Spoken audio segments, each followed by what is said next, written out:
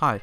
This week I want to discuss Wes Craven's genius and how he actively manipulated audiences through Scream. Craven managed to be both goofy and outright terrifying, but how exactly did he achieve two contrasting things? To understand Craven's manipulation of the audience, one has to first understand the techniques he toyed with to achieve this. Non-diegetic sound was used to confuse the audience, leading us to conclusions that were far from correct. And I think that's where we'll start. Sound. Just as a quick aside, there will be spoilers littered throughout this video, so if you haven't watched Scream, continue at your own discretion. Right, back to sound. Let's parachute right into the halfway point of the film, away from any of the main characters. At this point, we as the audience don't know who the killer is. Hell, nobody does. But Craven does something in this particular scene using sound that leads us to believe that someone is most definitely the killer. Principal Himbry is lecturing two students who dressed up as Ghostface Killer in an attempt to antagonize fellow pupils. When called into Himbry's office, we see the senior principal quickly turn to rage. But in this particular moment, so, two of your fellow students. The sound of Himbry confronting the student with scissors in his hands is replaced with that of a knife. And since we know that the Ghostface Killer favours a blade over other murder weapons, it makes us begin to theorise that Himbry could be the killer.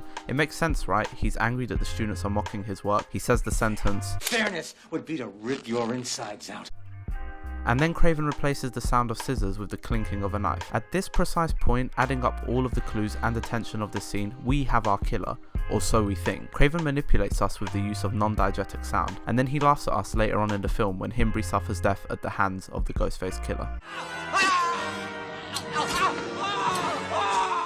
Following the theme of sound manipulating audiences, Craven was the grandfather of this technique, and in turn utilised it to great effect. Some modern horror films follow this pattern, but it often doesn't fit the tone of the film or is simply deployed in a very cheap manner. The intensifying and crescendo of sounds when Sydney opens the closet, for example, only for nothing to be there, is great, because the sound is telling us otherwise. Let's consider the camera movement too. She has just entered the closet while the camera tracks her from behind. Anyone who has consumed enough horror films knows that the full shot with the characters back to the viewer symbolises danger. Sydney is placed in the middle of the shot, leaving both sides of her open. The killer could simply jump out at her from either side, yet there is no killer whatsoever. Craven has just made us hold our breath for nothing, and this can be juxtaposed with Casey breathing heavily outside the house. The increase of that sound is vindicated by the killer pouncing on her. It sets up this precedent that the increase of sound equals character death or reveal, and there's nothing in the closet for Sydney, but the killer pounced on Casey. Two different cases, sure, utilising the same techniques, but with different outcomes. We as the audience were almost certain the killer was there when Sydney entered the closet, because just when we think we figured Craven's manipulation out, he tricks us again. If we second guess, he triple guesses. And just like the opening scene of the film where Casey believes she is being prank called, we too are being pranked by Wes Craven. And that's a perfect segue into the opening scene, the one that still has audiences talking about it today. Tension begins almost immediately, even before Craven does anything horrific or even reveals the killer. It's simple, you give it a little thought, but it's just there as a great indication of what is about to occur. What I'm talking about, essentially, is the small moment where Casey starts making popcorn.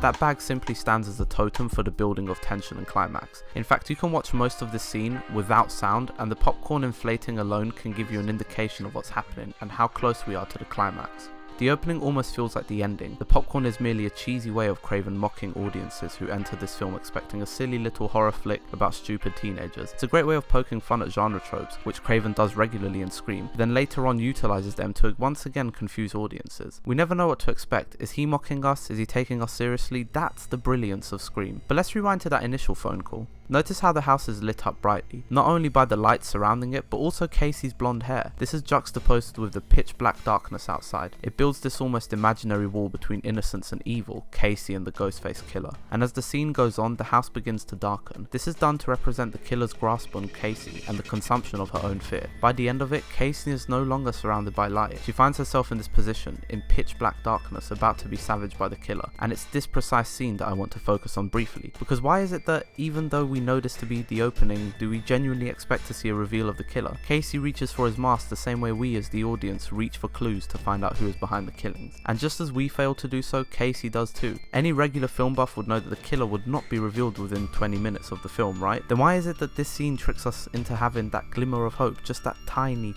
bit of hope? It's simple, Wes Craven. Think back to the popcorn foreshadowing tension, the lighting inside and outside the house, the fact that every time Casey has a reaction to something the killer says, Craven sidesteps flips into a close-up of her face. Without even knowing it, we've been emotionally manipulated in 20 minutes. We care about Casey, we want to know who this killer is. The lighting and the sound help build this climatic tension that one would only ever find in the final act of a film. Yet so early on, we are the foolish ones. It's a testament to Craven's brilliance as a master filmmaker and manipulator that we firmly believe that there has to be a killer reveal within these 20 minutes of the film. He crushes all notions of genre conventions just in that opening scene, which totally feels like a final scene. That's the thing, Craven didn't just deconstruct horror tropes in this film, he pokes fun at them, and just before you start doing the same, he reels you in with a trope. It's almost a fun criticism of how audiences watch horror films. We're forever at his mercy, the puppets to the puppeteer, if you will. There's this great scene as well where the group of teenagers are watching Jamie Lee Curtis about to engage in a sex scene, and one of them remarks, "In order to successfully survive a horror movie, for instance, number 1, you can never have sex." And while he says that, Sydney and Billy are engaging in sexual intercourse upstairs. If this film was a cheesy horror flick with little intelligence behind it, that would be an obvious nod to Sydney's eventual death. But Sydney survives and Billy dies by the time the credits roll. What's great about this is that the kid wasn't wrong. If you have sex, you do die in horror films, and it happens here too. Sydney might not be the one who dies, but she does something great here.